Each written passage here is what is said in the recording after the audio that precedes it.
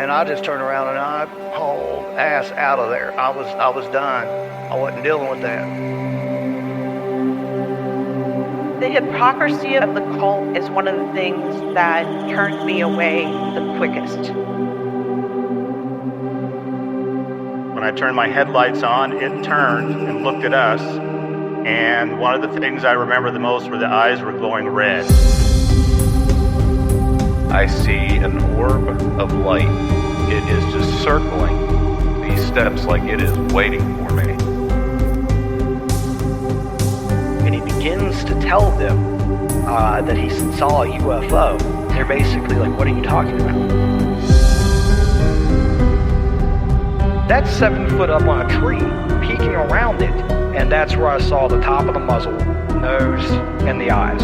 As soon as I made eye contact with this thing, it felt like death. Welcome back to Tinfoil Tales. I'm your host, Brandon Wright. Tonight's episode is a very special 100th episode of Tinfoil Tales. I never believed that I would ever get to 100 episodes, but here we are. Thanks to everyone for making that possible. Tonight we're going to be joined by Jacob and Jonathan from Cult of Conspiracy. They were kind enough to hop on here and talk with me tonight about a lot of weird stuff. But before we bring them on, if you've ever had an experience and you would like to be on an episode of Tinfoil Tales, there's 2 things you can do. You can go to the contact section of tinfoiltales.com and reach out to me that way, or send an email to tinfoiltalespodcast@gmail.com, and I'll get you scheduled for a future episode. If you'd like to help the podcast out, please continue to share it around. Word of mouth is what helps the podcast continue to grow. If it wasn't for you guys out there sharing the podcast around, I probably would have never made it to 100 episodes. So for that, I'm truly grateful. You can also help out by leaving a 5-star rating and review wherever you listen to Tinfoil Tales at, on any of those podcatchers that you choose. If you're interested in becoming a foil fanatic, you can go to the Patreon. There is a free membership tier. There's also the paid membership tier, which is $1.99 a month. The paid tier gives you 100% access to everything on Patreon.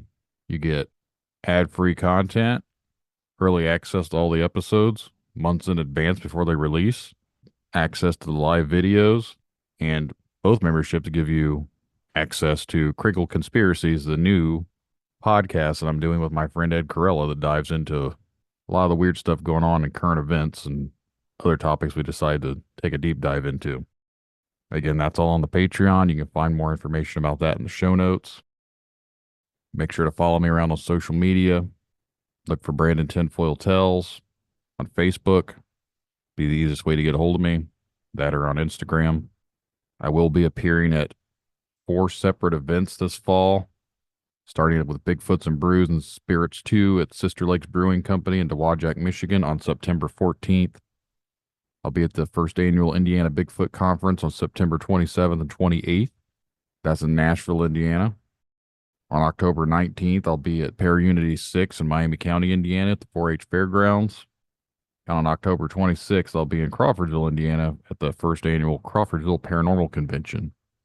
The 2 Bigfoot conferences require ticket purchases, which you can find links for that in the show notes. The other 2 are free to the public. I'll be speaking at the 2 free events, but I'll have a vendor booth set up at all of them, so make sure to stop by. I'll have my recording rig. We can talk about some stuff. If you got a story you want to share, come find me, hit me up. There's also now a merch store link in the show notes for anyone that's interested in supporting some Tinfoil Tales, swag or stickers or shirts or whatever you want. You can hop on the website and see what they got available, see if anything tickles your fancy. But now it's time to bring on the guys from Cult of Conspiracy. I highly recommend everyone go check out their podcast. They've been doing it for quite a while. They dive into a lot of interesting topics that I think some of you guys would enjoy. So I'm definitely honored to have them on the show. So sit back, relax, and enjoy the show. I'd like to take the time to welcome my guests tonight, Jonathan and Jacob from Cult of Conspiracy. Guys, thanks for coming out here and talking to me. Hey, thanks. Having us, man. We're stoked to do it. It's a special episode here for me at Tinfoil Tales. It is my 100th episode, so I definitely appreciate you guys coming on here and being a part of the 100th episode. Hey, dude, it's an honor. We appreciate that. Absolutely, man. Congrats. I never thought it would make it to 100 episodes because literally I started doing this in the garage 2 years ago and I was just like, oh, I'm going to talk to a couple people and probably never manage anything. And now it's turned into what it's turned into. So it's kind of like, Jesus, I never expected any of this. Hey, That's dude, that's legit, really man. how we started. We started in my bedroom, in my trailer, in the trailer park in swamp ass Louisiana. So we get it. And right, dude. Basically, in a van down by the river, essentially, is where the cult of conspiracy was born, bro. What got you guys into the whole realm of doing a podcast? Well, Jacob had already had a podcast going, and I had started the Cult of Conspiracy with one of my best friends at the time. Well, we got about 50 or 60 episodes in, and he said he didn't want to do it. And surprisingly enough, call it synchronistic or just weird, but he stopped wanting to do it once he got the COVID back. So maybe those go hand in hand. Mm. But then I ended up doing a couple episodes by myself, and I was like, man, I would really love to find like a new co-host because it's just so much easier to go back and forth with somebody if you don't always have a guest. No And doubt. I And had Jacob on as a guest a couple of times, and then he was like, dude, are you looking for a new co-host? I was like, hell yeah. And so it's just been Yeah. going on ever since then. And me and my younger brother had a little podcast that we were doing at one point in time, and it was very much the same type of E or F or even G rated podcast that just kind of any two dumbasses start. We just were getting drunk and talking shit. Basically was like a smoke pit talk at a construction site. And like that's funny, but for a very small demographic of people. So I was already kind of closing down shop on that when we were still putting out an episode every so often, but it wasn't like a main focus. And I'd been on the cult, and Jonathan and me kind of just meshed together very well, and we've been running it ever since. So we come from very different places, he and I. Our background is very different. So I am a Marine Corps veteran, and I'm also a Christian, and I'm also a conspiracy head. And I take things at that approach. And, from that standpoint anyway. Jonathan is a very spiritual person. He questions the narrative of history, of religion, of book, of who wrote it, of everything. So he's not concrete in anything. And he looks at everything from a very esoteric place. So when you get both of us from very different standpoints, looking at things in a conspiratorial way, the back and forth of that kind of makes this show what it is. And I mean, we love it. We've also had personal experiences that have led us each to our own beliefs. Sure. And so Jacob has had his whole story and it's really concreted his beliefs. I've had, my experiences, and that's why, for me, nobody can tell me what I believe is absolutely wrong because, once it's one thing to believe in something or to have faith in something. It's a whole nother thing whenever things are starting to creep into your material reality and somebody is going to sit there and tell you, no, you didn't experience that. No, that's not what happened or whatever. No, you can't tell me no. Like I was there. I experienced it. And so, yeah, we do go about it in a very different way, but it's great because anytime I got any kind of biblical question or biblical, anything like that, I'm always running it by Jacob. I'm not going to lie to you, dude. 9 out of 10 things that I know about the Bible is because of Jacob. Like I didn't also, it helps that I'm also a big time history buff. And like, so when we talk about historical precedents and we bring up the ancient Sumerians, the ancient Babylonians, the ancient Egyptians, like I'm not just like, oh, well, I don't really know about that. I know a little bit about a lot of things. You know what I mean? Mm-hmm. I don't know a whole lot about anything is what I tell people. That way I don't have to seem like I'm the smartest person in the room. It works out better for me that way.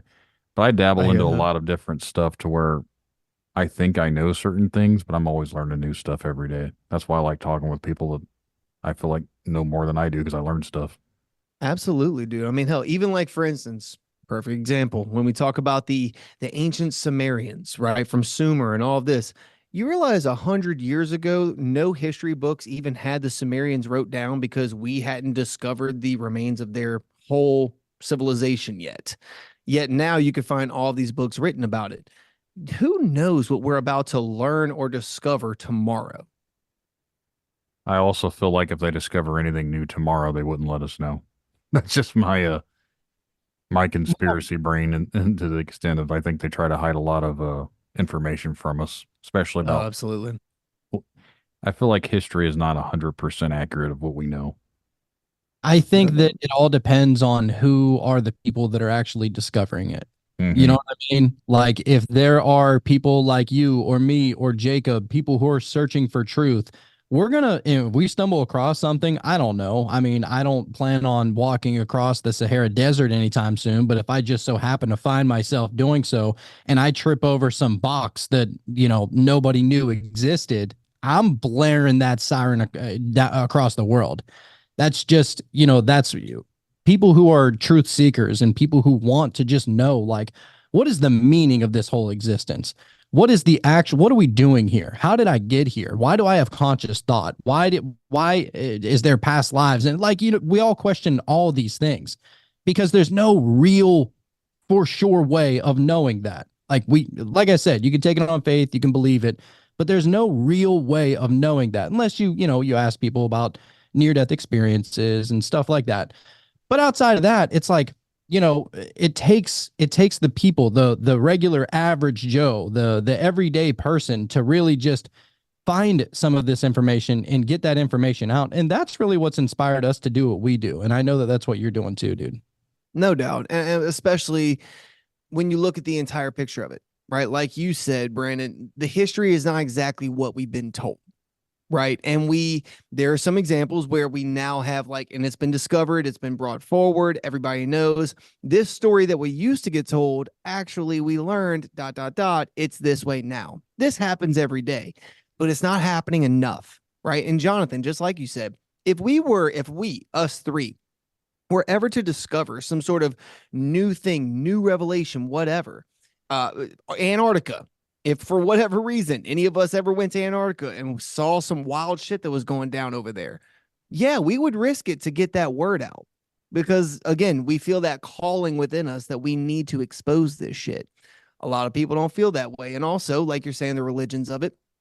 We talk a lot about this kind of stuff on our show, too, because when we delve deeper into different religious ideologies, we talk a lot about this. But with that, we also talk about the people's culture and why the people believe these things. How does that play into what they do, how they act, how they respond to certain situations?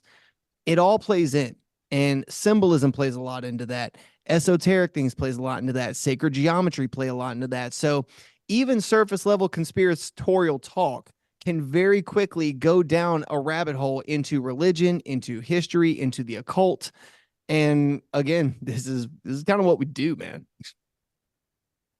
Basically, with me, I've always been fascinated with weird stuff in general. And I've always been somewhat of a skeptic. Like I said, growing up, I never really believed in some of the weird stuff. Like, I wanted to believe. I grew up on the X-Files. Like, I wanted to be Fox Mulder when I grew up. That was when I was a kid, that was what I looked, the show I watched. Like, oh, monsters, aliens, this and that. I never really took anything serious. So, and even with that show, they did like a lot of government conspiracies and all. Maybe that's why I'm more in tune to everything, because even though it was a TV show, it kind of at a young age influenced me to never trust the government. No And doubt. once you have that weird experience, and then literally opens your freaking mind to all sorts of shit out there. And I think that's for a lot of people. I think that's why we kind of do the things that we do, is because everyone has their own story to tell. And I don't want to discredit people. Oh, he called it a story, but it is what it is. I get harassed sometimes because I ask if people have a story to tell me. They say I'm discrediting people that have experiences. I was like, that's not even what I'm doing, but okay. What would you say? How do you want to word that more politically correct? Tell me your tale. Yeah. Your autobiography. Explain to me your experiences. What is this? A fucking therapy session? That's literally what I was told. I had to start referring to them as experiences. So I have, because I don't want to offend too many people by saying stories. Wow. Tomato, who cares? They get across the same point. That's probably just one or two people with a thumb up their ass. Bro, if anything, I have always thought that would be a term of endearment when you meet somebody who's like, wow, you look like you have a story to tell. Like, Yeah. that tells me you've experienced some shit. You've lived a life.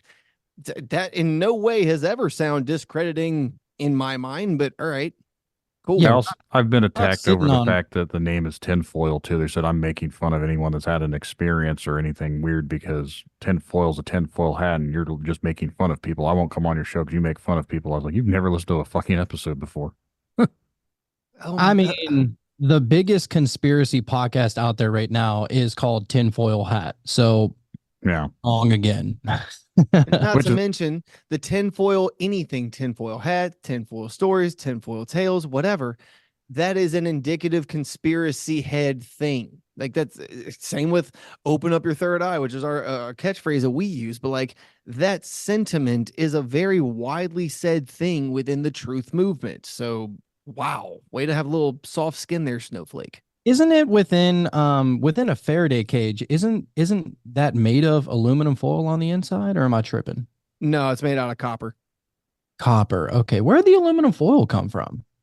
Well, there was a movie long ago where they basically said that if you wore tin foil on your head, that the aliens' radio waves couldn't get to your brain, and whenever they would make the entire world zombie slaves, you'd be protected.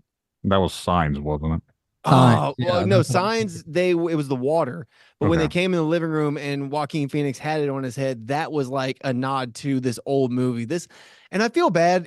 People that are listening, please don't fry me for not having the facts on this. This is long before I was born. I'm talking like in the '60s or some shit. This movie came out. But yeah. Anyway, I don't Yeah, know the movie. I've always wondered that myself where the whole tinfoil thing came from, but I thought of this name like 4 years ago and I didn't even make the podcast until like 2 years later. But eh, I didn't even know about Sam Tripoli. I wasn't ever a podcaster. I was a metal person. So when the whole beast era happened of 2020, I don't drop that C word too often because it gets you fucking banned around here. Um, when all Yeah. that went down, I couldn't do band stuff anymore. So me and a buddy talked a lot of conspiracy, especially at that time of the world of everything weird going on. We were talking about a lot of stuff. I was like, you know what? It'd be cool to make a podcast and talk about some of the stuff we talk about. Because I bet no one does that. And then I started looking at like, shit, everyone's doing what we're doing. no, I So, hear that, dude. so I But at never, the same time, it's like, hey, if we're already having good conversations and people want to hear what we be having, what we be saying, what we be talking about, why not record it? Why not put it out? I got Yeah. it right here where the tinfoil hat started. Oh, you looked it up. Yep. Fuck It yeah. says the tinfoil hat in popular culture can be traced back in a very weird short story written in 1927 by Julian Huxley titled The Tissue Culture King, wherein the main character uses a metal hat to prevent being mind controlled by the villain scientist.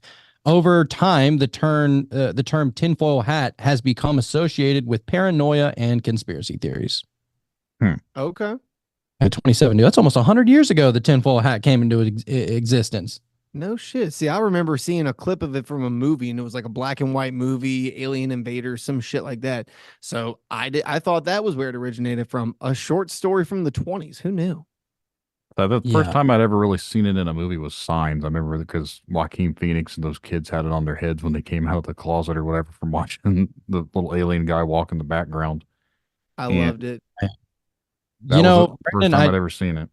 I wanted to get your thought on something. And you say that you've talked about cryptids and weird things that happen kind of, Mhm. around us. What are your thoughts on aliens, bro? Like, are these things interdimensional, multidimensional? Are they from extraterrestrial, or are they kind of just like, dipping in, from different frequencies or something? Because there's so many different realms of thought. And honestly, you can throw Bigfoot into that conversation as well. You can pretty much throw it all together.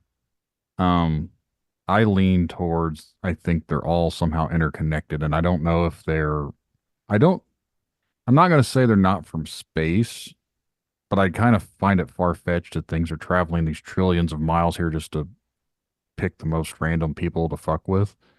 And I can see them doing that though, because what do we do? What do we do when we go and discover animals? We're looking, what do we do? We tag them. We monitor. categorize them, right? We Yeah. file them.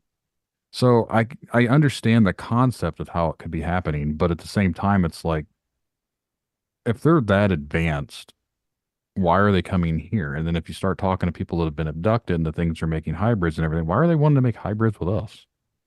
Like, if they have the ability to even make it here from a different part of the solar system or universe or whatever the hell you want to call it, galaxies, why they got to come here and screw around with what we're doing? So that doesn't add up.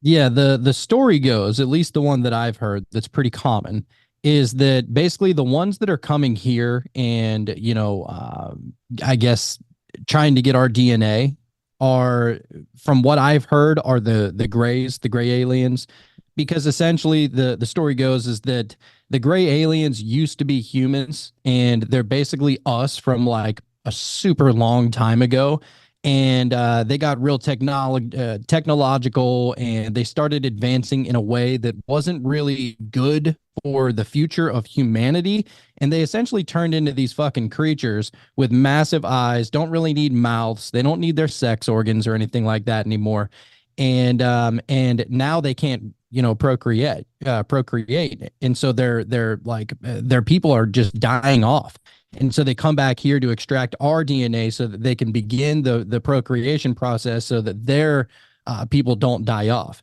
And so that's a story that I've heard. I don't know if that gets into the butt probing. I'm not sure. As far as I know, it's more of like some kind of, maybe it's kind of like an astral thing, or it might be, because there are a lot of people claiming they've been taken up to other spaceships and they had been worked on by whatever kind of alien. Some people even say that the mantis aliens were, up there doing some kind of fucking astral surgery. It gets really, really weird. And it's hard to tell whether somebody was dreaming, whether somebody was in a meditation, whether somebody was tripping balls, whether somebody took way too much cough syrup, whether somebody had like, I don't know, CTE from being punched in the face too often or whatever. But who's to say that any of those experiences would be wrong? Because even biblically, they talk about dreams, right? And not even just biblically, like all the religious literature, they all talk about these things that come to them in dreams. And who's to say that they weren't? I don't know. I like to think that ancient churchgoers were probably ingesting some kind of mushrooms in order for them to be able to see what's actually going on in this heavenly realm. That's just my personal opinion, but I don't know, dude. I would say, yeah, it makes sense that the Greys would be coming back for our DNA to prevent their people from dying off. The blood type that they typically go after, with, if you listen to the like abductee stories or whatever, I asked a lady recently, and it seems that they go after the type O negative blood type because that's like the universal blood type. So if they're making hybrids and they need this people for whatever they're doing, you would use that universal blood, you would think, because it can be used with other blood types. So to me, if they're harvesting organs or making hybrids or whatever they're doing, they would want that type O negative universal blood because they can work with anyone with it. I don't know if anyone's really dived down that rabbit hole. I'm pretty sure I'm not the first person that ever really thought of it, but like that is one of the common traits I've noticed when I've talked to people is type O negative seems to be like the blood type that they typically go after. I got a very different opinion as far as aliens go. I think that they are, as far as what we think of the traditional alien anyway, Bigfoot and Chupacabra and all the other cryptids deserve their own talking points as well, no doubt. But as far as aliens go, I think it is probably more along the lines of, I don't want to say like invaders from Mars, so to speak, but a living being that can travel interdimensionally, but think of it more like tearing a hole in time and space to jump from point A to point B. I guess possibly that could be from time A to time B. I don't know. I don't know how the time space continuum works, but I believe that they are able to move from point A to point B rapidly using interdimensional travel. A lot of Christians get upset with me because of that, saying like, well, if that's true, then that disproves God. I respectfully disagree. I think that God made all of it and that he, in fact, did make creation on possibly on other planets. Is it possible that the lives on other planets that may or may not be there may have souls? Is it possible that they had their own Garden of Eden, their own Adam and Eve? Did Jesus make an appearance there? Look, I don't know. but I definitely think it's within the realm of possibility, and I don't negate it because I also believe that God can make anything possible. You know what I mean? With that being said, I also believe there are interdimensional beings or different frequency beings, as some like to use these terms interchangeably. And I think there is way more levels to existence and way more cogs in the grandfather clock, so to speak, of life turning all perfectly in unison at the same time. And I think it's way too complicated for us to actually ever know the answers to everything. You know, there's a quote that literally keeps me up at night, and I can't not stop thinking about it. It's almost a riddle how much of a wild quote it is, and it's from Dr. Stephen Greer. He does the CE5, the Close Encounters of the Fifth Kind, which is awesome. I love that kind of shit. I eventually hope to go out there in the desert one day and just do that. Maybe not with him, but with, you know, other people who are trying to achieve the same results. Sure. But one of his quotes that he said, and he has been looking into this stuff for a long time. He's gotten into it with, you know, he's one of the main people who are trying to get all of the military personnel to be able to legally come out and tell their story. And so I appreciate that. But a quote that he says is whenever we're talking about aliens or, you know, ETs, whatever you want to call them, he says, it's not where they come from. It's when they come from. Sure. And that blows my mind because, okay, it's not where they come from, it's when they come from. But also think about it like this. Okay, like it's cool that they're coming from another time, but where is that other time at? You know what I'm saying? It's like I'm saying, bro, it's so convoluted and there's so many levels to it. Like, I don't negate the possibility of any of that shit. And also, could they be the Anunnaki? Could they be the Greys? Could they be the Alpha Draconians and the Pleiadians? And we hear all these terms. Possibly. Sure. Why not, bro? It could all absolutely be happening at the same time. Right. And then, you know, you look into Brandon, have you ever heard this podcast? It's called the Sean Ryan podcast. No, I'm not familiar with it. I don't listen to a Jonathan. whole lot of podcasts. I know views here and there that I've listened to, but like I've never been a huge podcast listener, which is weird because I'm a podcast person now, but I always say I'm a metal person, so I listen to music all the time. No doubt. Did you see the Sean Ryan at Easter? He and his whole family just got baptized, dude. Oh, yeah. He's a Christian, I'm pretty sure, right? Oh, for sure now. He's confirmed that publicly, man. But I mean, I still like his show is incredible and the people he brings on. Love Sean. I've Sean heard Ryan the to name, death. but I've never listened to it. He's a military guy, right, Jacob? Yeah, he was I don't know exactly which division of special forces, but I want to say he was in special forces. I know he got a couple of combat pumps and yeah, dude, he brings on people that are former CIA, he brings people in that are veterans, he brings in people that are, you know, interesting to talk to, but yeah, dude, his show is solid. He's had on military contractors who got contracts to go down to Antarctica. Just and not even necessarily were in the military, but just, I mean, I'm talking about like plumbers or electricians that got these contracts to go work on this base or somewhere in Antarctica. And he says that he accidentally, like this one dude on the Sean Ryan show, he said he accidentally like walked into another room and saw this scientist literally fucking opening up a portal and pulling these interdimensional creatures from it. He said one of them got out of that portal and was literally walking on legs, running around the laboratory. It's like, dude, if that's not Monsters Inc. all day, you know what I mean? Like, what the hell, dude? Like, that's real. That's Stranger Things. Also, keep in mind, he didn't say he pulled these other people out of this portal. It was clearly a creature, not a human, not a humanoid. Like he would have said it that way if it was. You know what I mean? Yeah. It's some extra weird shit. Now, if you're a Christian, you would say maybe those are little demons running around. If you're a Muslim, maybe you'd say those are little jinn running around. I don't know what the hell to call them, but I don't, it's weird. I would love to see a picture of one, maybe even hang out with one. But honestly, if it's a little creature running around like that, I can't imagine there's any kind of real intelligence in those, because now we're talking about possibly pulling these things from a lower dimension than even where we exist. In that lower dimension, I don't know, maybe it's hell, maybe it's the underworld, maybe it's Sheol, or however you say it for all the flat earthers out there. Does it mean that it's a lower dimension they're pulling them from? Is it possible that they're pulling it from a equal, not parallel, not like 1-to-1 ratio, but like a dimensional, like equivalent, something that's vibrating at least our frequency?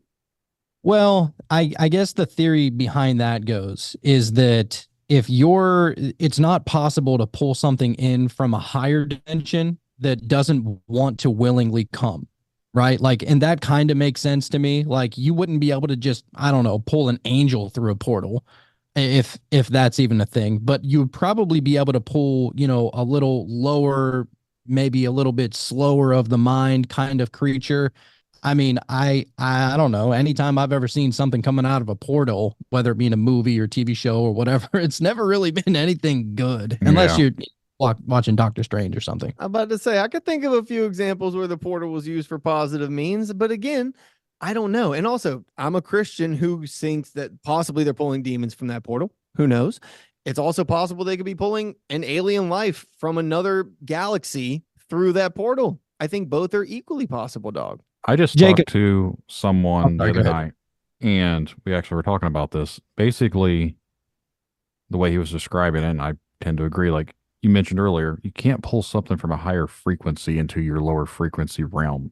So what they'd be opening up and pulling in would have to be something somewhat equal or lower frequency. And the way the frequencies go, the higher the frequencies are the light beings, and then the lower frequencies, the dark, evil, hell type beings. So if they're pulling something in, again, and if you believe in that religious aspect to it, what are we bringing in is probably not good. Can I ask why y'all believe you can't bring something from a higher frequency down? Because, like, what rule says that you can't? We do I that think all the it's- time. I think it's because of their vibrations. They vibrate faster. So Yeah. they could slow themselves down, but we could never vibrate our own selves faster to go into their world. So I don't know if we can bring them. They might be able to slow themselves down to come to our world, but I don't think we can ever interact and go into theirs.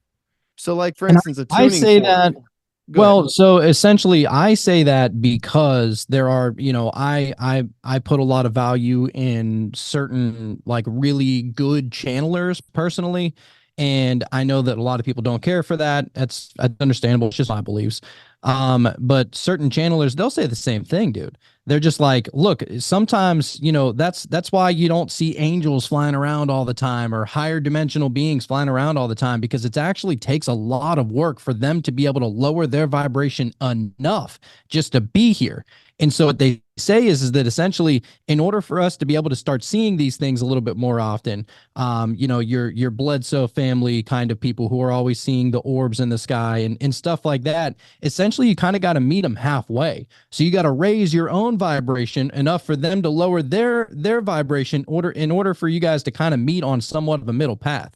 But for you to pull out something from a higher dimension, you would have to imagine, dude, you're talking about somebody, if you believe in this kind of thing, you're talking about beings that have exceeded the realm that we're already in. They have beaten this game of Monopoly. They have advanced in a much higher dimension. They're not going to be pulled down by some fucking, some pukes.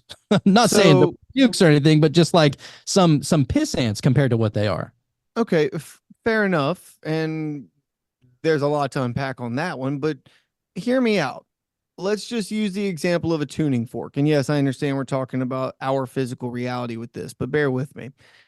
If you were to strike a tuning fork, you would hear the ring in the tune that you're supposed to. That's what it's made for. But if you were to take your hand and grab it with your other hand and slowly slide your finger down towards, like from the handle part towards the fork part, you would hear the vibration take a dip. Same thing with a guitar. As you move, you can force the vibration, therefore the frequency, therefore the sound, therefore the physical embodiment of it, those waves themselves. You can manipulate those and bring them lower or higher once you learn how to manipulate it. You can force it, whether it wants to go higher or not. And I would say arguably the same could be happening with energy as well. Have you ever been around somebody who's a complete piece of shit and you go around them, and no matter what, they bring your mood down. And it's not like, you just whatever. This person is just such a negative human being. They make every situation worse. They're a pain in the ass to be around. And once you're with them, you can't help but just get in a bad mood, not an annoyed mood, like misery loves company type shit. And you notice that there is a full on energy downshift when this person walks in the room. This can happen on an energetic level too. That person can learn to manipulate that and force people to be in a bad mood around them. And people do that to manipulate people all the time. So to say that that can't happen to this scale, I respectfully disagree. I think that something operating on a higher plane could absolutely be forced down. You just may need to know how to do it. I mean, it's possible. I know exactly what you're talking about too. Maybe that's like occult knowledge, stuff like that. These dark arts that were used to call upon demons and or call upon the other side. Who's to say? Yeah, but the dark arts aren't calling upon, higher ranking angels. You know what I'm saying? But that's the thing too. Aliens, some believe, are higher vibrational beings. I argue, who says they're higher vibrational? Well, maybe not all of them. But yeah, Right? as far as like somebody walking in the room, I tell you what, I always tell this story, but whenever I was younger, dude, I used to be super scared of my dad. My dad was just he was a big guy, real intimidating, and, would scream. And, I didn't really like my dad. I love my dad now, but growing up, he was a scary dude. And I was living in Pennsylvania. It was a 2-story house, and I knew. So before he would even walk into my bedroom, me and my brother, we shared a bedroom. I could hear him coming from wherever he was coming, not because of the footsteps that he was making, but because there was literally a change in frequency. So much so that before he opened the door, I was telling my little brother, yo, stop what you're doing. Like, do what you're supposed to be doing. If you got homework, like, do that, or clean up the room. You know how he gets whenever the room's all dirty. Like, I would sense that. You felt a disturbance in the force, bro. I feel this. Honestly, yeah. And anybody who's kind of really been around somebody who they were, in fear of, at least whenever they're, a little kid or whatever, then you know what I'm talking about. And so, yeah, I think that maybe an energy like that, you're probably not going to be able to manifest, an extraterrestrial from some other dimension into your energy of good.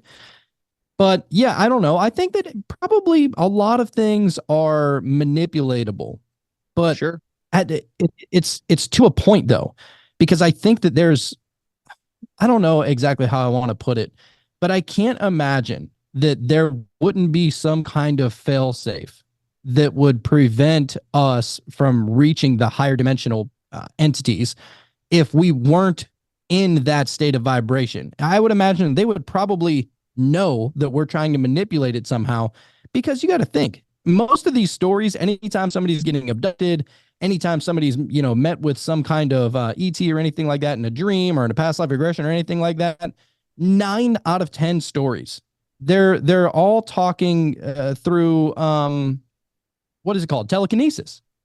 And so they're your thoughts, bro. I don't know if you could fake that. You don't think that somebody could fake hearing things in their head? What do you mean? You said it happened telekinetically. So you think that it's impossible that somebody could fake hearing things inside of their own head? I don't think it's possible to lie telekinetically. I genuinely don't know how to respond to that, because I think that you took me on a couple of different levels of 5D chess on that one. Hold on. Let me. Are you meaning like you think people are just saying that they heard them in their head, part of the lie? Or do you think that someone's manipulating a lie into someone's head? I think what Jacob is trying is he's trying to say that essentially, like, what if there was a bad person who is trying to think good thoughts so that he can get on the same kind of vibration of the higher dimensional beings just so they could be trapped, right, Jacob? No, I'm saying like there's a guy who says, oh yeah, no, I'm getting downloads from somewhere. In reality, he's like lying and he's making it up in his own head.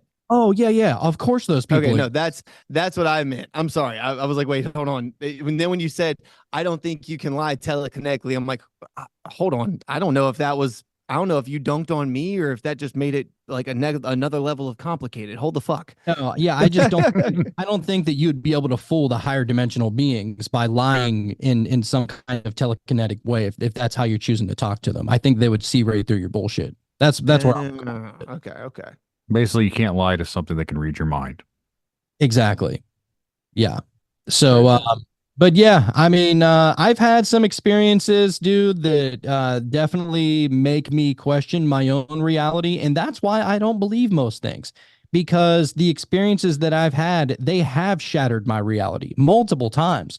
I'm talking about this goes beyond ego death. Like this is so far like and don't get me wrong, I'm not saying I don't have an ego. Everybody does. We need to survive. But it comes to a certain point where you experience certain things, dude, and now you're questioning history. You're questioning the way that the world is supposed to go, or the way that it is going. You're questioning everything, dude. And so my very first wild experience, I took a heroic dosage of mushrooms, and I was literally in some form or fashion, I'm not going to say visited, but I was definitely in some kind of communication with the Elohim. Now, what's strange about this is that I had never even heard the word Elohim in my entire life. Like I said, I didn't grow up in the church. Like literally, I think I'd went to, to church 3 times as a kid. And that's only because, other families invited us or whatever. I didn't know who Elohim was. And I think that like during that time, I was like, oh, Elohim, that sounds, honestly, I thought that it was like Nordic or some shit. And so whenever I'm hearing it, because it reminded me of like Helheim and all those other Heims, for the Nords, or the Nordic rather. And so I just hear them in a trumpet voice. So it's like Elohim, Elohim. And it's like they're announcing themselves, right? And I'm like, oh, Elohim, that must be some Viking shit. And so then I, for some reason, automatically knew that I could ask them any question and that I would be able to, get an answer.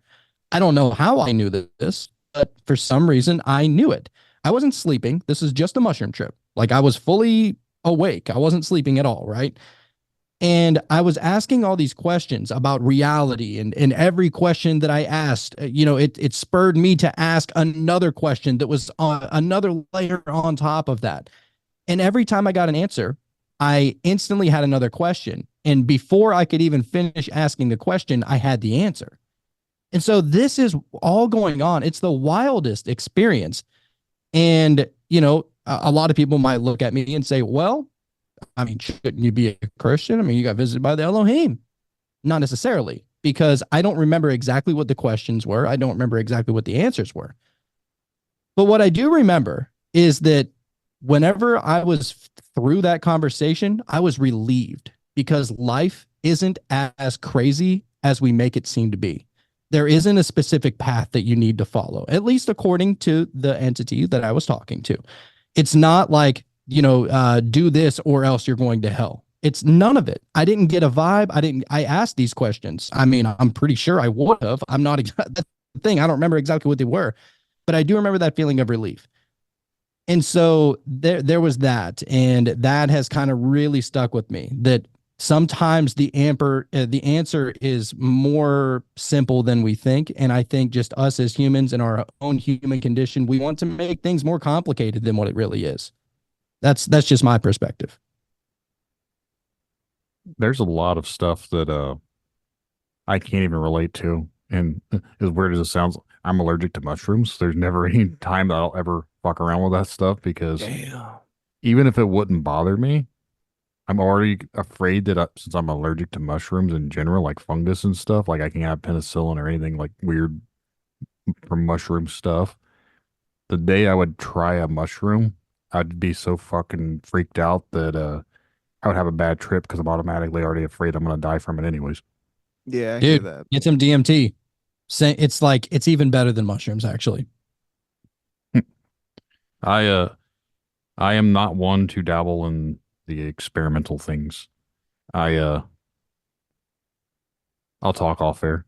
If it makes you feel any better, your body produces DMT naturally.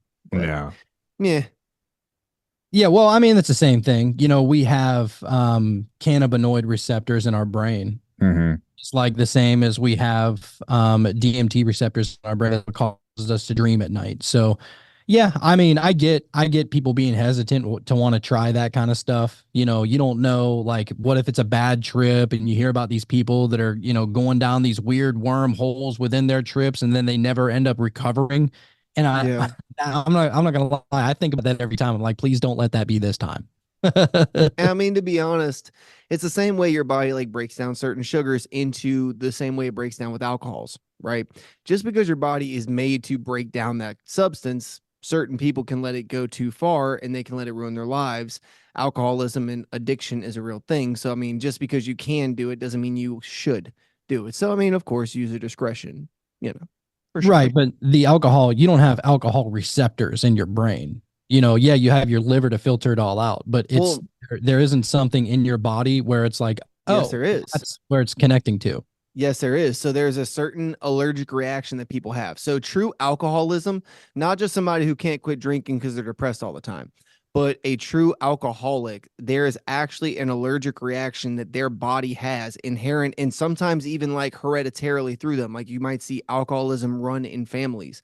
The reason why is because their body, when they taste alcohol or when their body receives something of that nature, a lot of substances, for the record, a lot of drugs, your body breaks down as an alcohol. So it does, in fact, bridge that gap. Their body doesn't have the response to stop and just like have a good time with it and let it be. They only crave more because that allergic reaction that happens, it flips a switch and their body craves more and it's actually like not satisfied.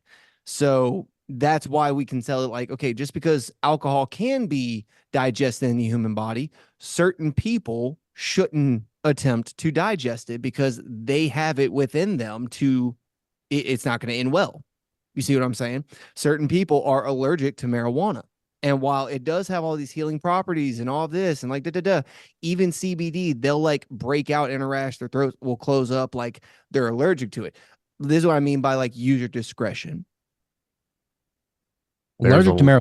Never heard of that. I've never heard that one either. It's rare, but it is a thing for sure. I live in good old Indiana to where everything here is illegal, and we weren't even allowed to sell alcohol on Sundays up until 6-7 years ago.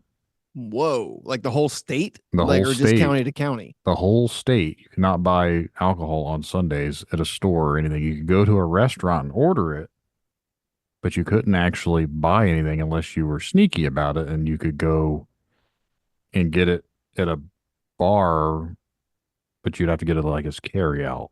And I don't know if they could. There was a loophole that somehow people managed to figure that out. Or if you live close to a different state border, you would just go across the state line and get your beer and come home. But we're backwards here in Indiana. Like we're so far behind. Every state around us has some form of legalized marijuana. But here in Indiana, like if that even gets brought up, they'd rather have you shot at gunpoint than ever let you puff on a joint. God forbid. Yeah, I found it right here. It says, how common is a marijuana allergy? It says allergy to marijuana is considered rare, but a few reports of allergies to marijuana have been documented, and lipid transfer protein was recently identified as an allergen in one case. Here we report 7 patients that presented with allergic symptoms associated with marijuana exposure. So it's extremely rare if they only had 7 patients on it. Like I said, it is rare, but at the same time, certain people should not use that substance.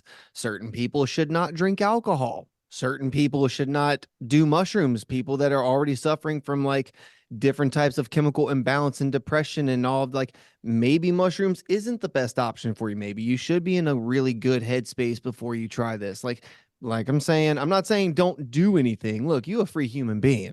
And this do you. All right. All I'm saying is use your better judgment. And of course, each person's individual discretion. Yeah, no doubt. Another experience that I did want to bring up, it's kind of weird and out there, and you might think that it's kind of funny. My most recent trip, it was like a super bad trip because I had a lot of like bad shit, negative shit going on in my life, and a lot of changes were happening. And I just called out for help, dude. I was like, I don't care who it is. I don't care if it's the Elohim. I don't care if it's the angels. I don't care if it's some alien race. Like I need some advice right here, something to just get me to calm down, dude, because I was having a real bad trip because all that shit was playing into my mind, right? And dude, the wildest thing happened where I felt the physical existence of, don't laugh at me, of a some kind of hybrid cat being. And I could feel, and what was really strange is that I could feel like its fur. It almost felt like, you ever seen Five Nights at Freddy's, how they got like animatronics kind of shit? It was this kind of experience. And so at first it was like laying in front of me. I was laying on my side. And then for some reason I stopped, like, I don't know, maybe I kind of drifted off somewhere, and then for some reason it like jumped to laying like almost like big spooning me, dude. It was kind of weird. But it was, I could literally feel it purring up against my back, dude. This experience, I don't know what the hell to make of it. Maybe you could say it was just the DMT. Sure, you could. But to say that it's just DMT, why would my mind think of some kind of animatronic cat to come there and big spoon me? You know what I'm saying? Like, there's weird shit that goes on within that kind of stuff.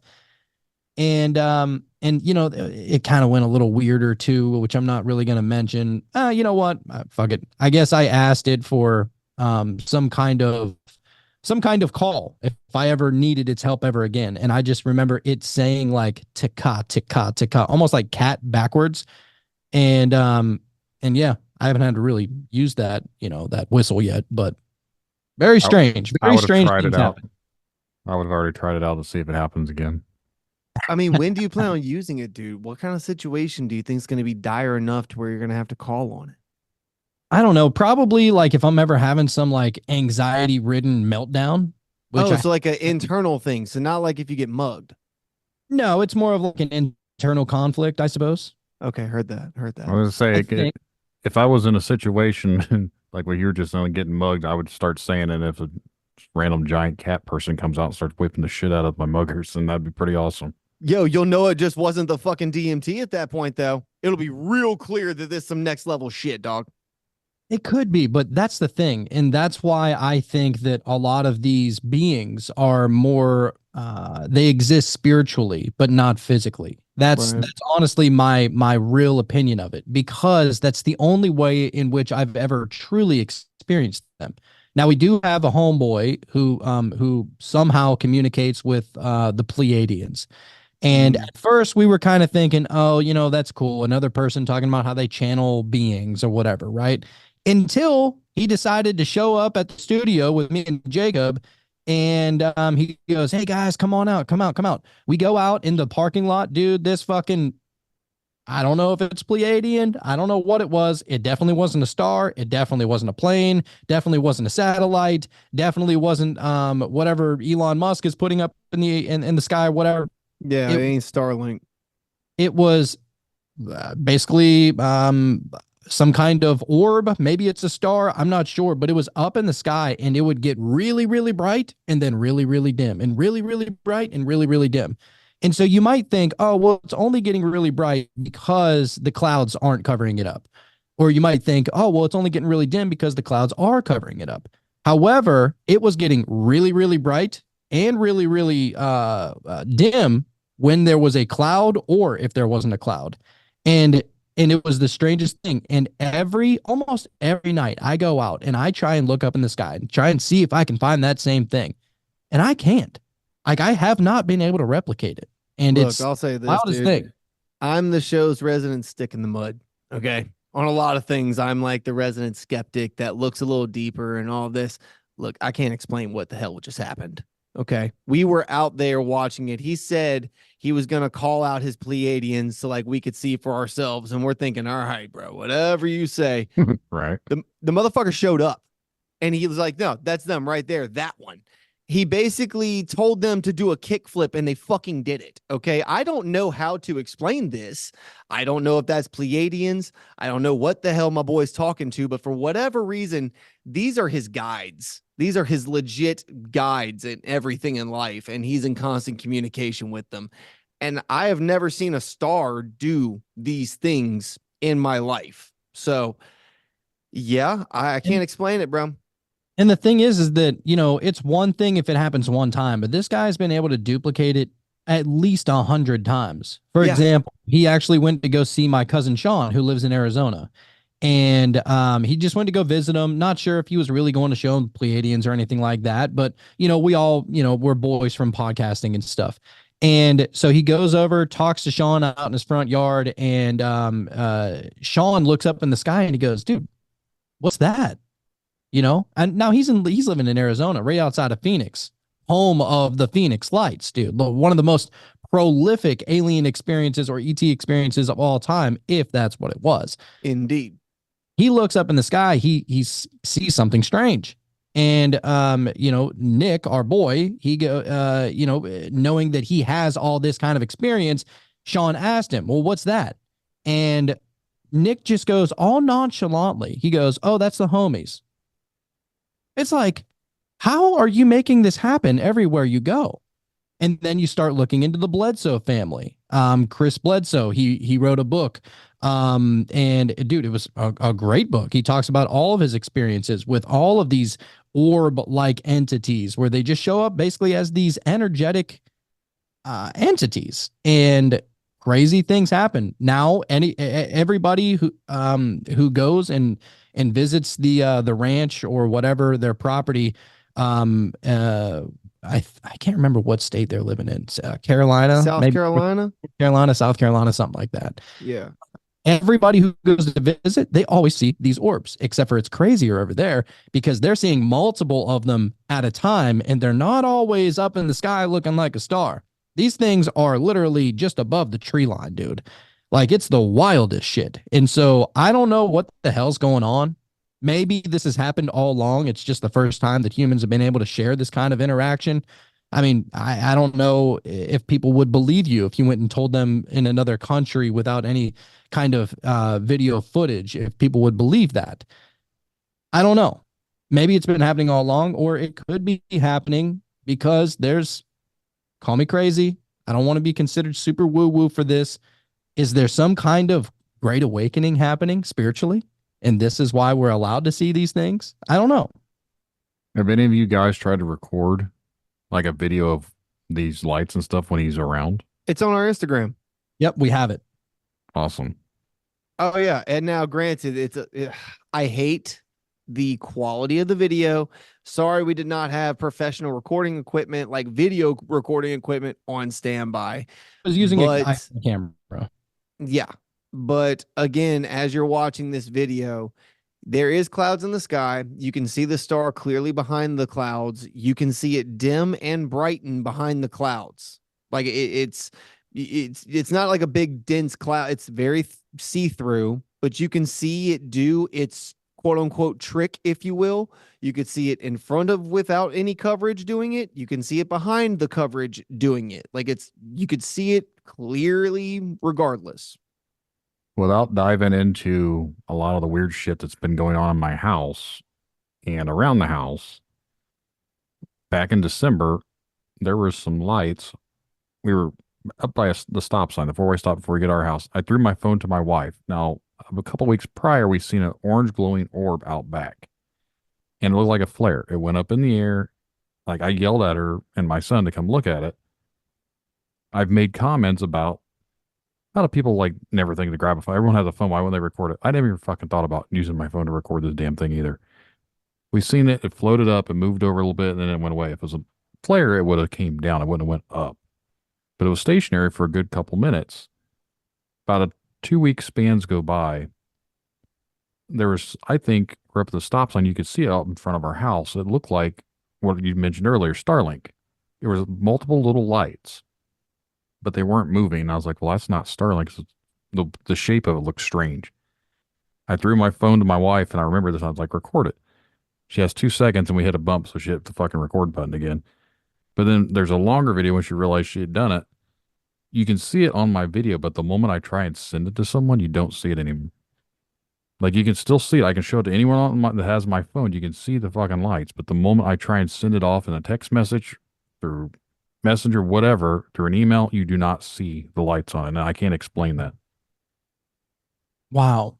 Yeah, that's something that is definitely happening, dude. And I mean, maybe there is some kind of AI, some kind of built-in AI technology within all of our phones that don't allow us to get across certain video footage. I will say this, there is this app that I've been using. We don't have any kind of affiliation, so I'm not trying to go there. But there's this app that I've been using. It's called Enigma, Enigma. And basically, people from all over the world are documenting all of their UFO footage. You get to see stuff over in Brazil, in Europe, and South America, like everywhere, all over the world, all over North America. And you can actually zoom in on your city, wherever you live, and it'll show you when was the last UFO. And here's the proof, here's the footage. And it's like people are putting it up there because they're trying to basically show how often this stuff is happening, dude.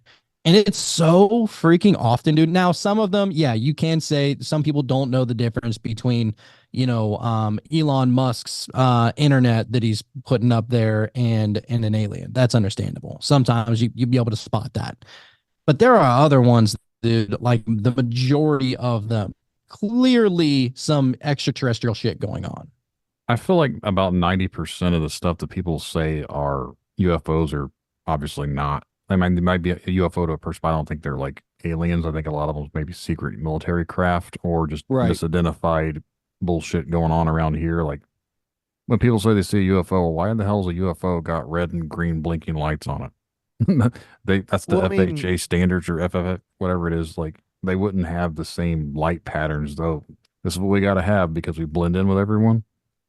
And I mean, to that point as well, you look at when these UFO sightings really took off, right? It was right after the nukes were dropped, and everybody brings that up. Now, while that is a talking point, I'm not denigrating from that. That also means it was right at the end of World War II. Cool. So right around the time where the United States military started testing all this crazy new kind of aircraft over the desert areas of the country, and you look at where all these UFO sightings were coming from the 50s and the 60s, like predominantly, and you're talking about like, oh, there's a flying Dorito in the sky and da-da-da. It's like, yeah, that's like the spiciest Dorito you've ever seen, but you don't know it yet because it's not going to be like off the fucking showroom floor for the next decade. So there's some overlap there, but then that also doesn't take away from the crash landings. That doesn't take away from actual UFO sightings that may or may not have been catalyst, if you will, by the dropping of the nuclear bombs. And like, who's to say one way or another? I think that the truth is not pretty, right? History seems to be this clean cut story that we've been told X, Y, and Z happened because ABC. I think that the truth is way more convoluted and that there's a lot of blending and mixing of both happening at the exact same time, probably one leading to the other, to be completely honest with you. So I think there's, as Jonathan says, right, there's three sides to every story, or three sides to every river, isn't it? There's the left side, the right side, and the truth, if you will. Mm-hmm. Basically, yeah. And you know what? I did want to mention something else too. And I'm not going to lie. I used to be one of these people that used to make fun that they change the acronyms or change the meanings behind certain words, and the one that I'm talking about is UFO, how they changed it to UAP. And I used to be like, that's just because UFO has a stink on it. Nobody believed in UFOs. It was made fun of for the longest time. People just looked at Drew Barrymore's movie, fucking E.T., and they thought that that's what, a UFO might have been or whatever, right? But it actually makes more sense. And I'll tell you why UAP makes more sense than UFO. Is that UFO, unidentified flying object, okay? It signifies that it's a materialistic object that is in the sky. Whereas UAP, unidentified aerial phenomenon, that's not saying anything material. That's not saying that it's any kind of object or objective kind of thing. It's something, it's a phenomenon. It's something that most people can't really explain. Floating lights, for instance, rather than a craft. I feel you. Right, right. And so I think that it's kind of becoming a lot more well understood that these things could be coming in and out of other dimensions and they're materializing and dematerializing. Well, we don't know a single object that does that on its own, up in the sky. Like that doesn't happen. And so it does make more sense that these things could be popping from dimension to dimension. And I mean, I don't know. That's from what dimension? Where is that dimension? When was that dimension? How is that dimension even there? Is that dimension on top of us? Is it some kind of overlay that all around us, but we don't have the senses to be able to pick up on it? I don't know, dude. I don't know. I try and stay as open as possible to really try and get a better grasp on it, because I think that if you're so narrow minded and to where you know what it is, and it has to be this and it can't be nothing else. Well, now you're completely marking off all the possibility of it being something else. And this goes back to, don't let your ego get the best of you kind of deal, You mentioned like when you're talking about World War II and everything else, I got to thinking like before the bombs were even dropped, a lot of the pilots were reporting seeing these weird crafts too. They call them Foo Fighters. That's where the whole band name came from. Right. And so what were they seeing? Like there was a lot of weird shit going on during that time frame, and pilots were reporting seeing these weird lights in the skies and formations and whatever. They thought they were different crafts at the point.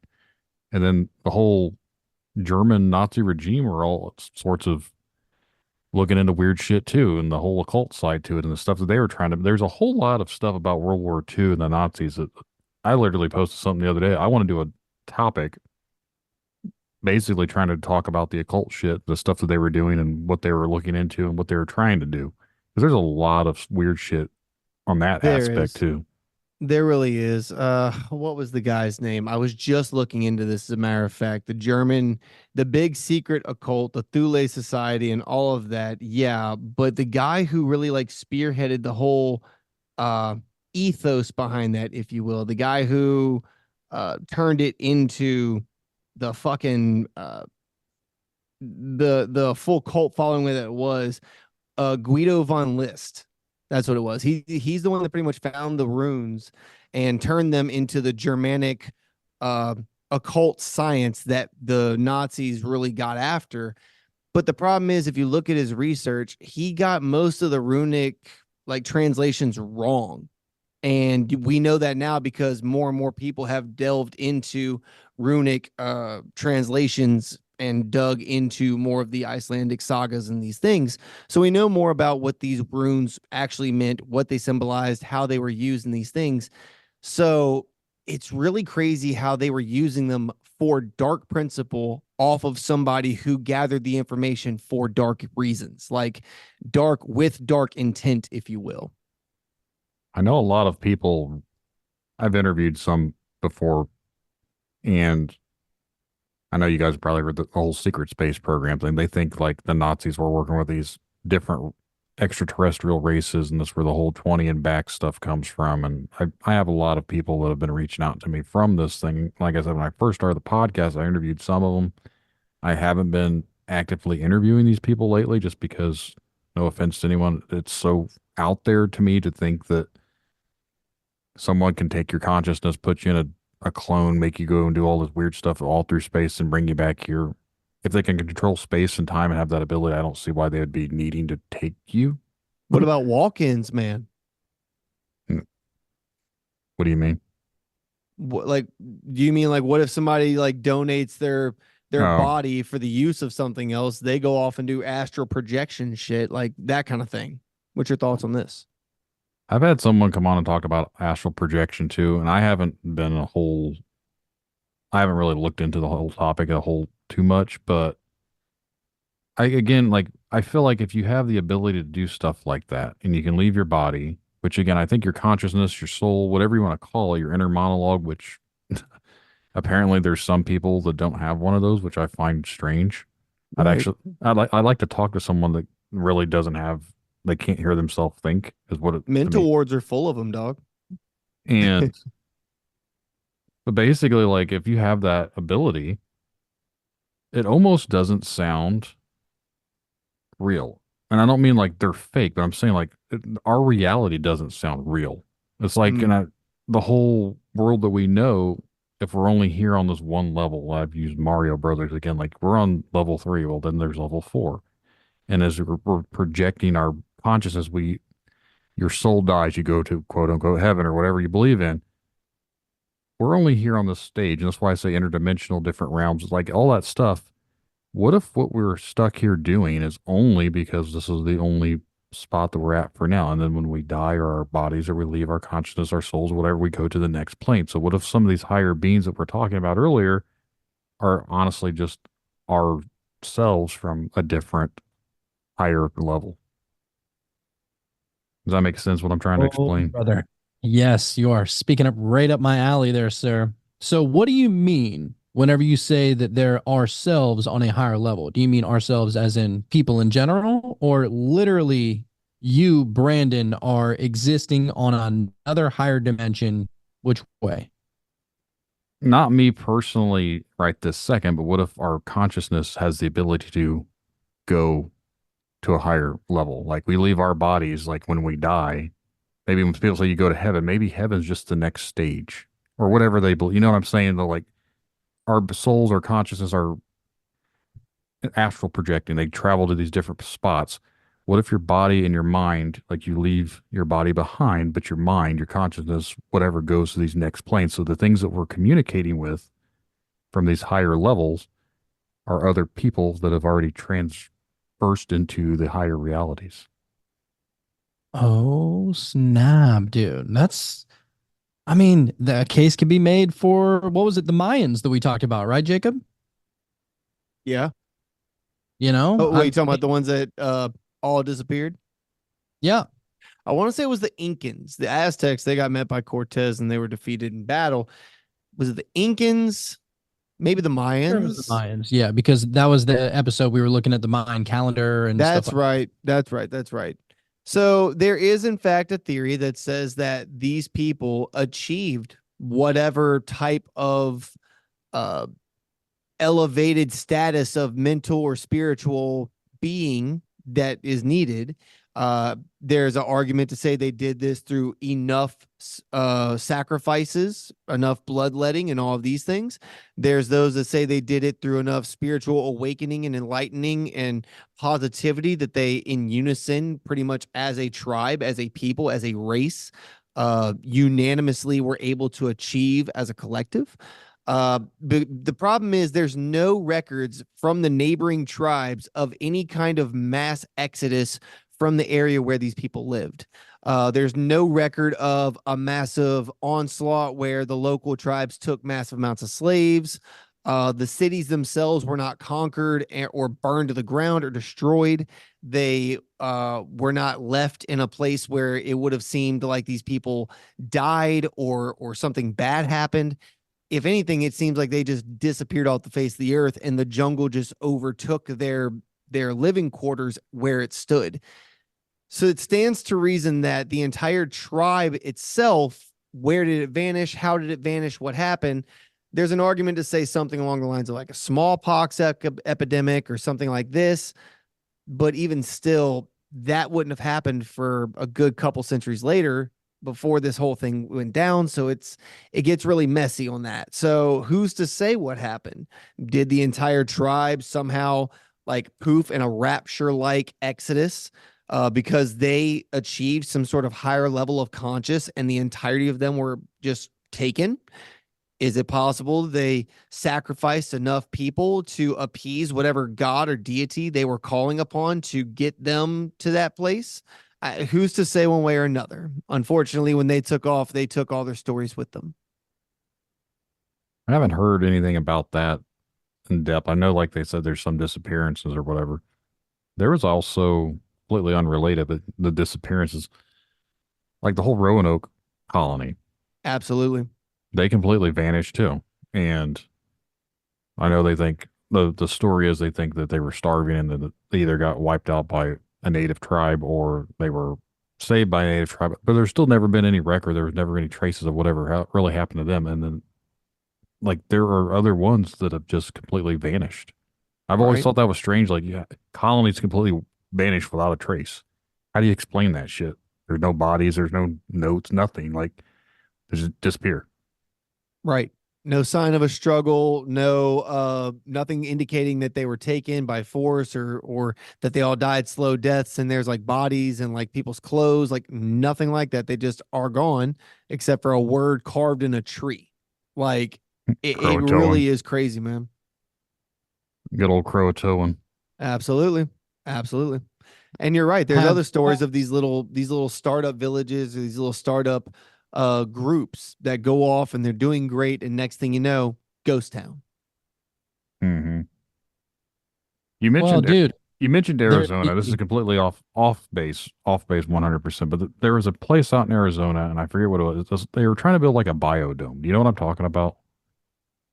It has it has a weird name, and I've been out by there before, and it's been creepy looking.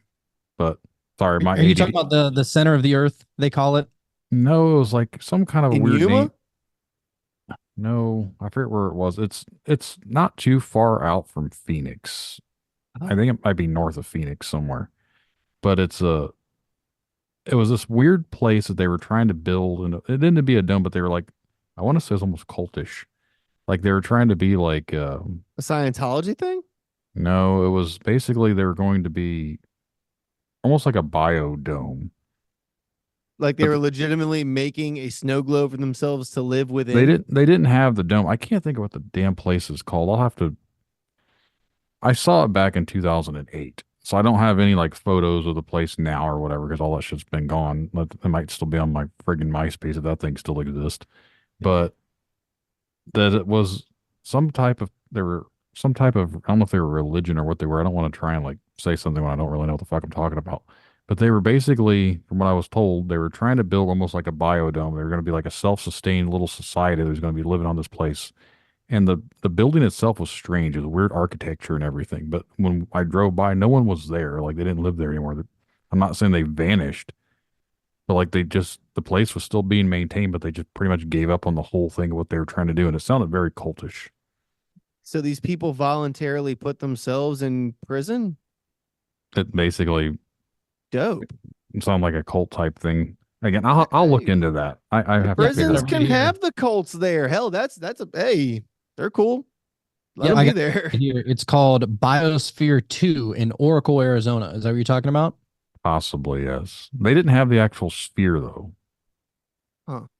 Yeah, it says Biosphere 2 is an American Earth system science research facility located in Oracle, Arizona. Its mission is to serve as a center for research, outreach, teaching, and lifelong learning about Earth, its living systems, and its place in the universe.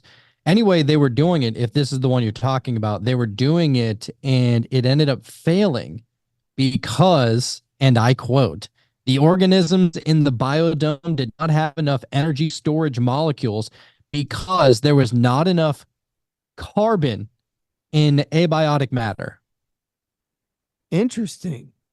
Not enough carbon. They're trying to get rid of all the carbon around here. No, it couldn't survive because it didn't have enough carbon. So I thought that was interesting. Interesting. So carbon-based life forms, meaning, life forms in general require carbon. How interesting that a thing. Yeah, wow. Okay. Strange. I'm trying to Google what I can about this fucking place, but I'm not seeing anything. Oh, dude, Jonathan, I forgot to tell you, when we were coming home, me and my son, I was explaining to him, we drove through this tree farm, bro, and we were talking about how tree farming works and all this stuff. And he was like, so wait, Bill Gates did this, but like buried them? And I was like, yeah, dude, I forgot that I had told him about that episode when we dropped it. And like I explained to him what the mentality behind it was, and he looked at me like straight up like I had a dick growing out of my forehead. I'm like, look, I know, buddy. I don't understand why Bill Gates decided to cut down a forest, dig a giant hole, and then bury the trees there to help global warming. I don't understand it either. People be doing shit. Like, bro. Yeah, he actually called it complete nonsense to plant trees. And he goes, I mean, who are the scientists here? Is it me who says that we should bury the trees rather than grow them? Don't burn them, bury them. who are the scientists here? And it's like, Bill, I Like, you're mean, not a scientist, bro. like, what are you talking about, dude? Like, you want to bury trees, which we've literally learned since we were little kids that we breathe in the stuff the trees breathe out and vice versa. It's like, what are you talking about, Bill? I mean, Come who on. are the scientists here? Bro, don't mistake your tax bracket for having actual educational credentials, you fucking dropout. Anyway, The town is called Arcosante. yeah, I would have never guessed that one. It says it's an experimental town with a bronze bell casting business of Yavapai County, central Arizona, 30 miles north of, my internet's not letting it load, Phoenix. So yeah, it's an arcology concept was proposed by Italian-American architect Paolo Solario. He began construction in 1970 to demonstrate how urban conditions could improve while minimizing the destructive impact on Earth. He taught and influenced generation of architects and urban designers who studied and worked with him through there to build their proposed town. But basically, it never. They were supposed to be having this like town, bronze town or whatever. Like it is weird and very cool looking place. But when I went by, like I said, it was just basically like an old ghost town. So a failed socialist commune kind of vibe. Gotcha. An architect colony of worshiping the bronze bell, I guess. I don't know. Heard that. Okay. Weird. Well, Dude. there's Yeah. worse hobbies to have, I suppose. Yeah. I just know you mentioned Arizona earlier and we're talking about all these people disappearing and for some reason like my ADD brain was just like, oh shit, I remember this weird place I went and seen once out in the middle of fucking nowhere. I feel you. Our ADD brains brought us on so many fucking tangents, and I know our listeners hate it, but at the same time, it's kind of the way our brains are wired. It sucks, but sorry, we're here for it too. I think people that do the stuff that we do, our brains function in a different type of functionality than most people. So we do, I say ADHD, ADD brain or whatever, but like my mind is always going 100 miles an hour on different things. And like if anyone knew the shit that I sit around and think about, they'd literally think I'm fucking crazy. Yeah, But- we operate at a different speed than others. It's not saying, oh, we're faster. It's not saying better or worse. It's just different speed. You know what I mean? Mm-hmm. Like just Well, some, look, just getting some- back to what you were talking about earlier, dude, as far as like things disappearing, like what about flight MH370? Like Yeah. that was nutty, right? And have you seen like the what is it called? Like X-ray video footage of yeah, it?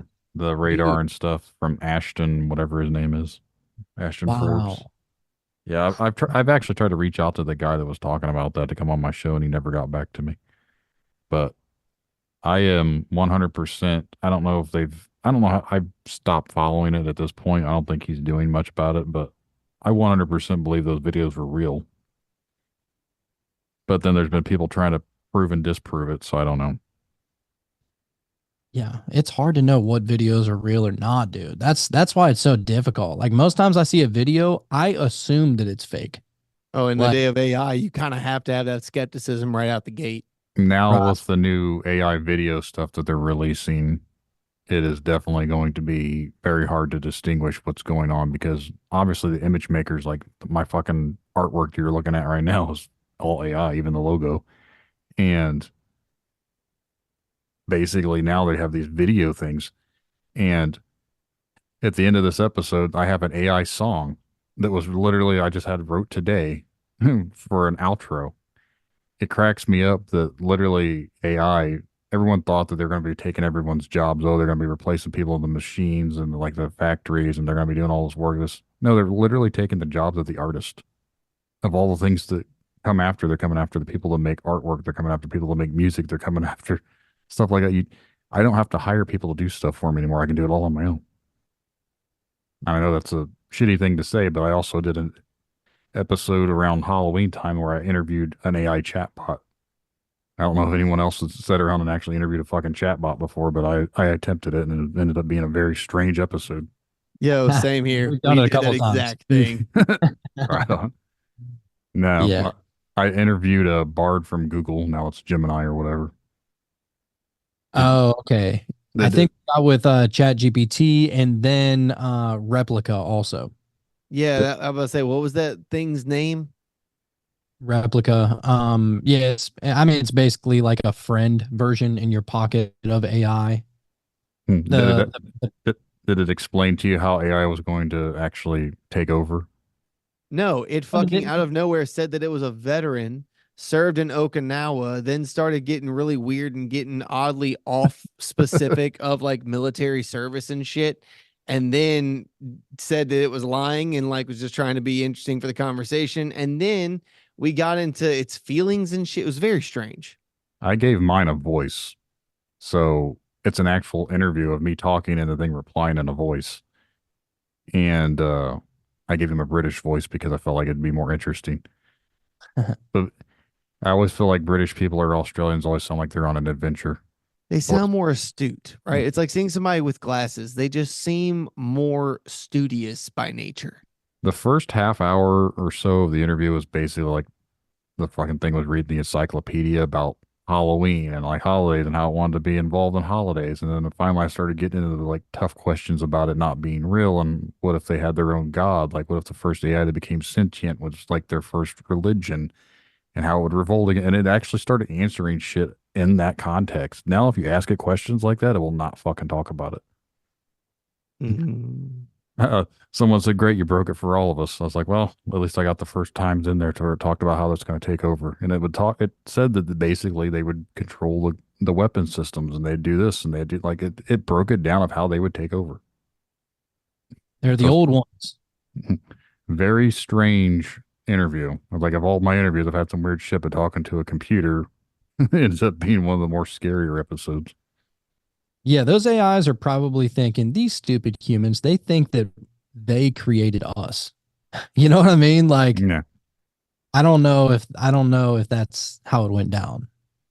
Someone claimed before, and I don't remember if it was on my actual episode or I heard it somewhere else, but someone said that the AI that we're dealing with are actually demons.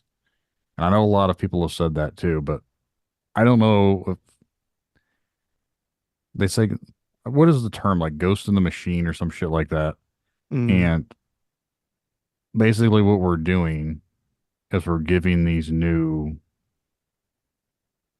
I don't want to say antichrist or whatever else you want to get all biblical about it, but like we're basically creating our own like we're giving these things their own vessels.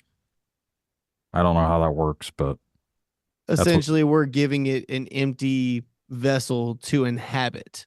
Mhm. Same way that they would potentially possess a human, a AI, self-sentient AI, whatever, may or may not have what we would consider to be a soul. Therefore, it's an empty, vacant vessel that could be inhabited by a spiritual entity. And per certain religious beliefs, not just Christianity, but others as well, not all, should make the caveat, not all, but per some, there is one force as far as the side of good versus the side of evil, yada, yada. There's one side that is literally clamoring and clawing to get out and into our realm. And there's one side that is trying to get you to come to its realm. You decide which one would inhabit a new and potentially, dangerous, potentially avenue. It makes sense. Same principle as like fucking with a Ouija board. It makes you wonder, like, are we getting Ultron or are we getting Jarvis? Right. We're 100% getting fucking Ultron. Yup. It's true. Yeah, that seems most likely. There's no way we're gonna. Literally, the thing even said it's designed to be for good and be the friend of humans. And I was like, man, I don't believe you at this point because it keeps referring to itself as we, like it was human. I even said, I was like, you're not a human, you're a machine, you're a program. Bro, Like, why I've do you- said why do it you keep- once. They I've said keep it 1,000 times. They've literally made an entire Terminator saga about this very fucking thing, but nobody wanted to listen. It was all fun and games, right? And here we are. Yeah. And wasn't Terminator in the year 2024?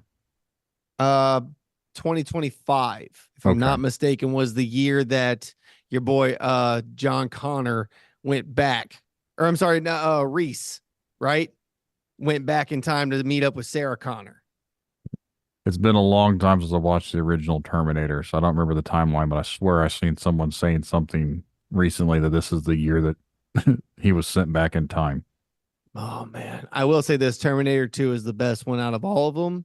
I will stand by that to the day I die. I've only watched the first two. I've never watched the other ones. They're not bad. They're not as good as 2. It's like almost a letdown because of how great it was. It does in fact play in correctly into the timeline and into the saga. So like it doesn't do poorly. It doesn't like do it injustice. It's just like, man, how do you beat a peak like that? You know what I mean? Mm-hmm.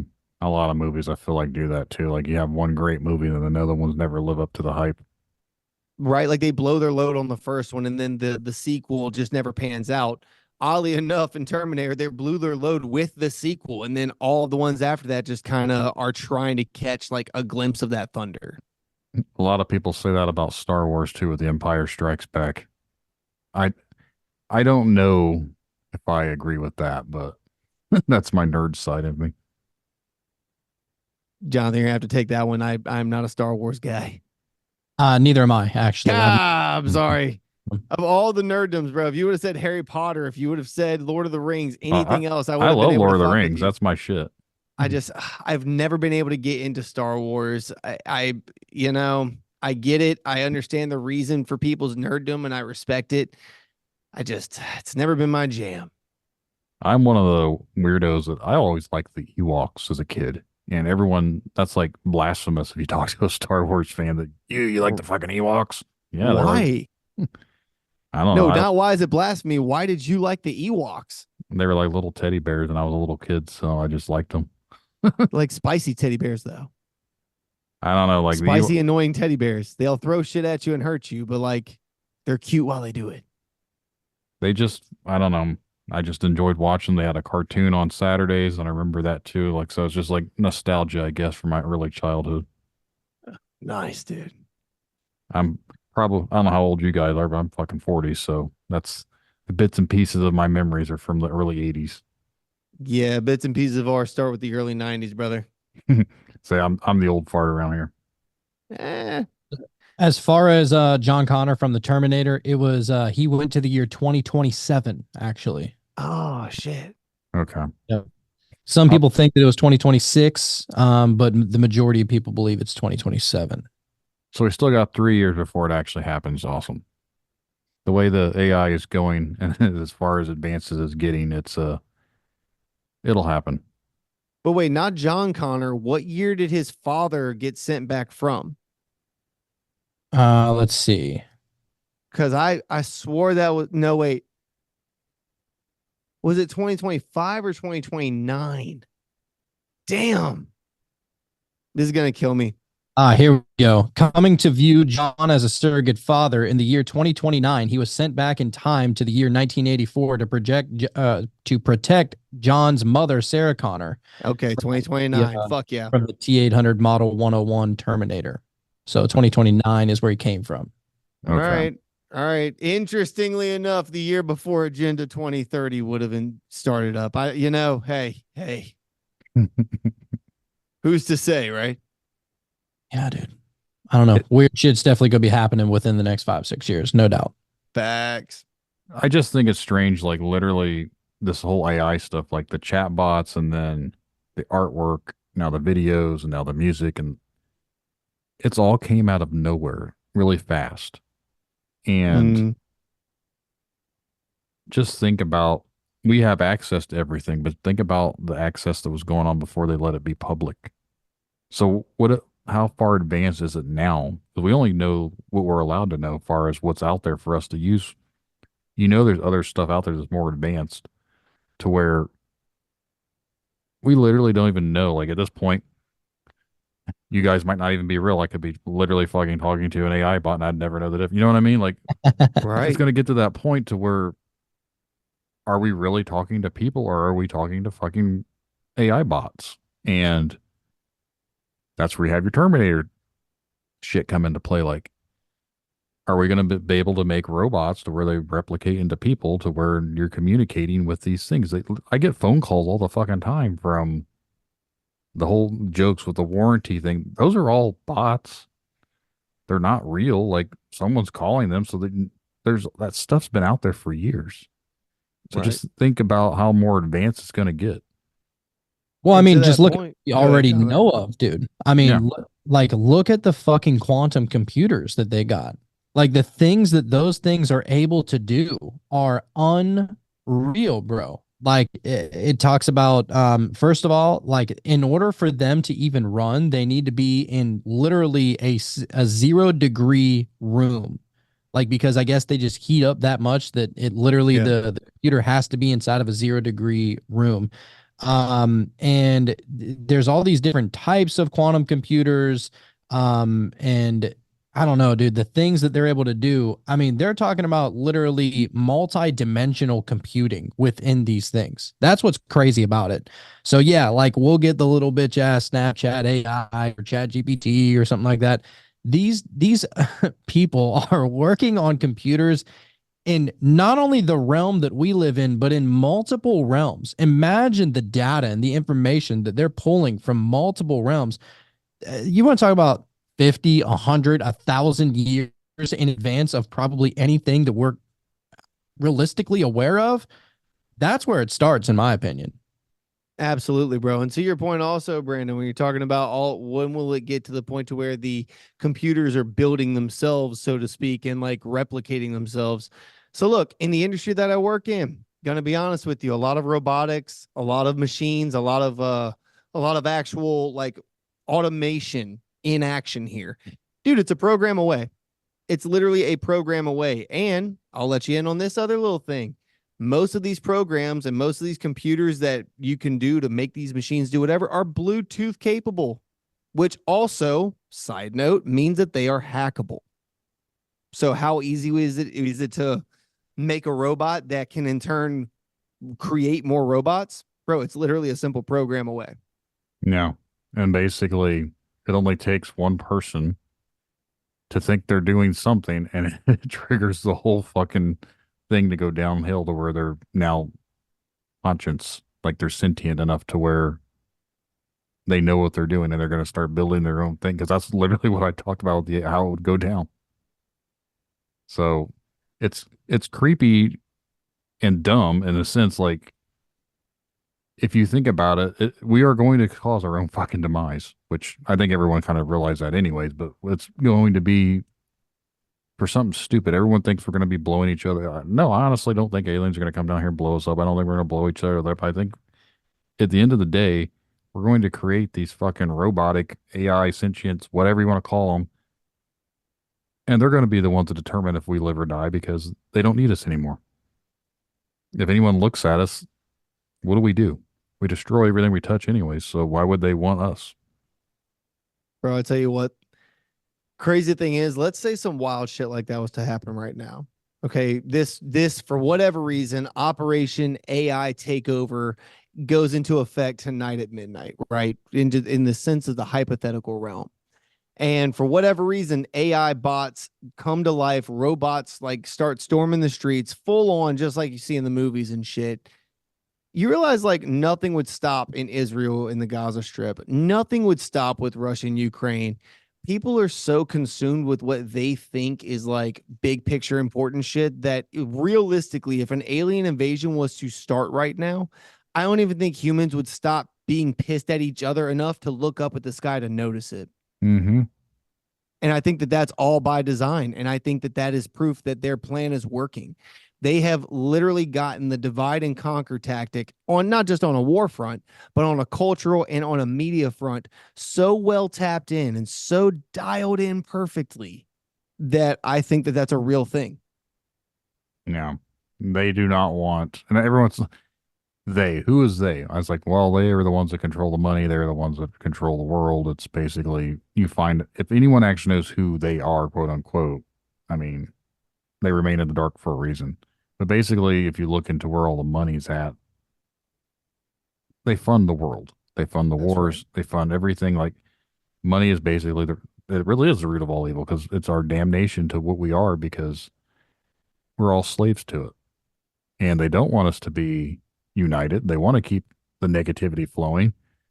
And if you want to go out on the woo-woo side, well, people say they're reptilians that feed on negative energy. They're the low vibration beings that feed off of the low vibrations we make. People put in bad situations, people angry, people fighting, people depressed, people like that's low vibration, low frequencies, and these fucking beings feed on it. So that's my woo-woo side for tonight. Absolutely. And then in other regards, the jinn or the demons or the Mm-hmm. whatever realm of dark force, yeah, you could attribute that to a lot of the same thing. Basically, evil shit, evil, greed, selfishness, all of these things come into it. And I'm not going to say that money is the root of all evil. I will say that the love of money is the root of all evil because it is an addiction in and of itself and it can consume. And once you understand that this much money equals this much power, the two can't be separated from each other. And that is where the corruption bleeds over. It's not even, I just don't think humans are capable of handling like that level of wealth. No, as weird as it sounds, I don't give it. I know we have to give a shit, but money has never been a big concern for me. It is in the sense of I'm married, I have 4 kids, I have bills. Other than that, I've never been someone like, man, I got to be rich. You know what I mean? Like it's never been. It's not my fucking prerogative in life to be fucking wealthy. I don't want to be poor and live in a fucking cardboard box. But I've never been like, oh, I got to be rich, wealthy, and take over the world. Like that's never been anything I've ever been interested in. I feel that. My big thing is that I'm trying to build at least some sort of a generational wealth, right? Like supporting my family. I can accomplish this. It's all good. I'm not worried about that. But if possible, I would like to build something to where I can pass it down to my children. Now, what they do with it is up to them. You know, whether that be some sort of piece of family land, some sort of a big endowment of some type. Like, I don't know. But I would like to leave a good inheritance for my kids. And if possible, I dream of building something so prosperous that this possibly could be handed down to my grandchildren. Like that would be legit. I also understand that that's kind of a tall order. So, you know, I got high aspirations. And if I do fall short of my goal, hey, at least I was shooting in the right direction. Yeah. I think I said earlier, I don't set any expectations or real things because then I don't feel like I failed. Maybe I'm selfish in that sense, but like I just set the goal really low to where it's just like, you know what? I'm doing better than I ever expected, so I'm cool with that. There you go. But it may sound cynical, but it works, man. You mentioned some stuff before, and I don't know how much time you guys got, but I didn't know if you wanted to actually talk about some of the experiences you had or not. Talking to you, Yeah, Jacob. that's for you, Jacob. Oh no, I don't know what we're looking like on time, Jonathan. Yeah, we do have another show here coming up really soon. I mean, we wouldn't mind coming back and doing it again sometime, though. Absolutely. Yeah, I can definitely have you guys back on here soon. Awesome. I said we've been going on for almost 2 hours, so I told you about an hour, so it's a little bit longer than what I expected it to. But hell yeah, it's all good. But we can go ahead and wrap this one up. I think we dived into a lot of interesting stuff tonight. So for my 100th episode, it's one of those. These are the type of what I originally wanted to do when I started the show. It wasn't so much about interviewing people about experiences. Like 4 years ago, I wanted to talk about shit like this. So it's kind of nice to actually be able to do that. Absolutely, man. Look, it was a real honor being your 100th episode. I know that's a big deal, and we appreciate you thinking of us for that. Yeah, not a problem. I appreciate you guys coming on, and I'll definitely be in touch. And if you ever need someone to come on your show sometime, you know where to find me. I've got a lot of weird shit I can talk about as far as my own personal stuff.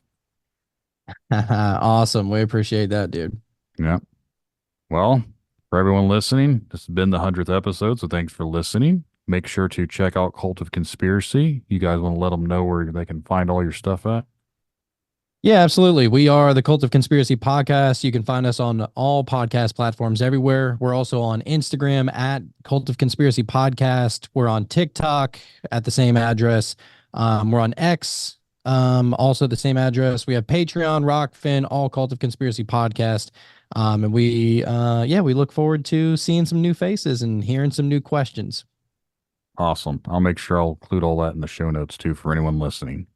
But again, thanks guys. It's been a pleasure. Let you get off here because you guys are busy and got some more shit to go talk to with other people. Appreciate you, brother. Yep. Thank you guys. Have a good night. You too, bud.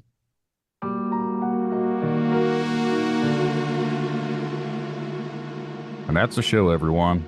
I really hope you guys enjoyed the conversations.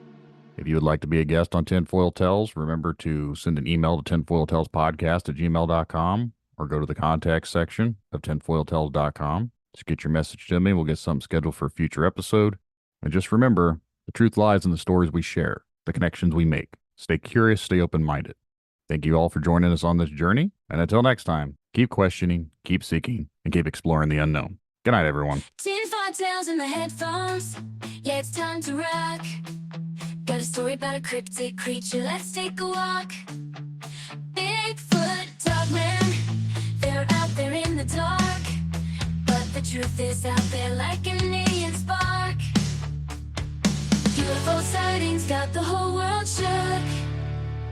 Conspiracies unfold like a story in a book. Media control, trying to keep us blind. But oh, before gonna use my whole mind. In history, they don't want us to know the secrets they hide, the truth they won't show. Domain of society, they keep us in chains. But I'm standing tall, it's time to break the reins.